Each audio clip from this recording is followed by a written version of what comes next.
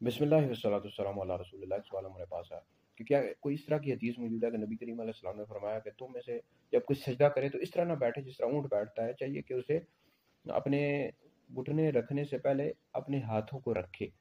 تو کیا اس طرح کی کوئی حدیث موجود ہے؟ یہ حدیث ابو داؤد شریف میں موجود ہے، لیکن ایک قول کے مطابق یہ حدیث منسوخ ہے۔ اس کی جو ناسخ حدیث ہے وہ یہ ہے، ابو داؤد شریف میں موجود ہے۔ حضرت سیدنا وائل بن حجر رضی اللہ تعالیٰ عنہ سے روایت فرماتے ہیں، میں نے نبی کریم علیہ الصلوۃ والسلام کو دیکھا کہ آپ علیہ الصلوۃ والسلام نے جب سجدہ کیا تو آپ علیہ الصلوۃ والسلام نے پہلے اپنے گھٹنوں کو رکھا ہے اور پھر اس کے بعد اپنے ہاتھوں کو رکھا۔ جب آپ علیہ الصلوۃ والسلام نے سجدے سے سر اٹھا یعنی اٹھے تو آپ علیہ الصلوۃ والسلام نے پہلے اپنے ہاتھوں کو اٹھایا اور پھر اس کے بعد اپنے گھٹنوں کو اٹھایا۔ تو یہ جو حدیث ہے یہ منسوخ ہو چکی ہے، جو ابو ہریرہ رضی اللہ تعالیٰ عنہ والی ہے کہ پہلے اپنے ہاتھوں کو رکھے پھر گھٹنوں کو رکھے۔